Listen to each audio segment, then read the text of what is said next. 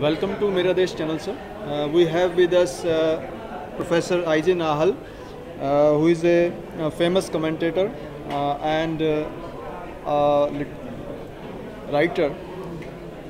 Sir, आपकी जो आज बुक रिलीज़ हुई है उसके बारे में पूछना चाह रहे हैं। हाँ, मैं जो आज पुस्तक मेरी विमोचन के दौर से गुजरी है, पुस्तक का शीर्षक है ढाई आखर सोच के। मैंने इसमें इस बात पर जोर दिया है कि हमें दृष्टि कमज़ोर हो तो कोई बात नहीं, लेकिन दृष्टिकोण कमज़ोर नहीं होना चाहिए जी।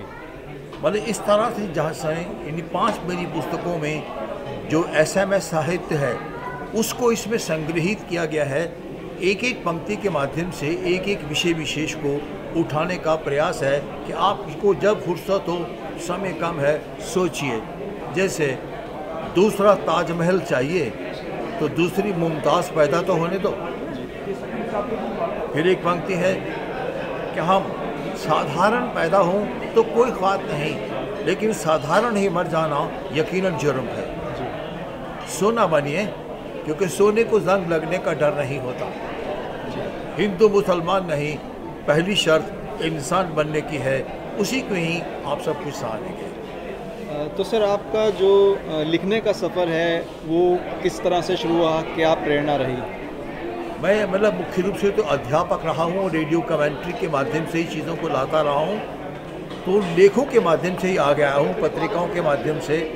लेकिन रिटायरमेंट के बाद मैंने इसे एक पेशे के रूप के भीतर इख्तियार किया है और अब तक मेरी 6 पुस्तकें प्रकाशित हुई हैं और अभिनंदन करालों के ऊपर साहित्य अकादमी का बेस्ट बुक का अवार्ड भी मिला है।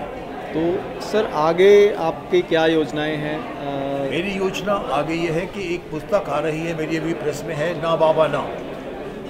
मतलब उसके भीतर मैं कुरीतियों से व्यक्ति को बताने का प्रयास कर रहा हूँ। जैसे उसमें एक पिता पूछता है बेटे से, आप बड़े होके बाबा बनोगे? तो वो जवाब देता है, मैं आदमी बन जाऊँ तो वही बहुत है। ऐसे कुछ संकलन उसमें रखे हैं। तो किस तरह का रुझान, किस तरह का रिस्पांस मिल रहा है पाठकों से? पाठकों से बहुत आकर्षक है।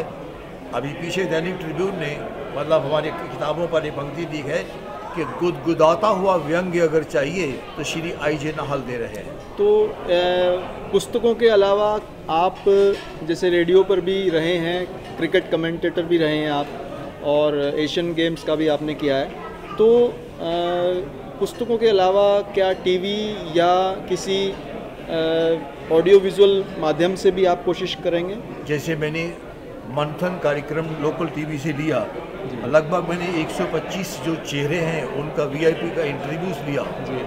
मतलब उसके भीतर भी हम विषय को, व्यक्ति को और समाज के परिष्कार की बात को दोहराते आए हैं। और उसमें बार बार एक ही पंक्ति रखी है कि आओ मिलजुल के जलाएं मोहब्बत के चिराग, वरना ज़माने में सहर हो ये ज़रूरी तो नहीं।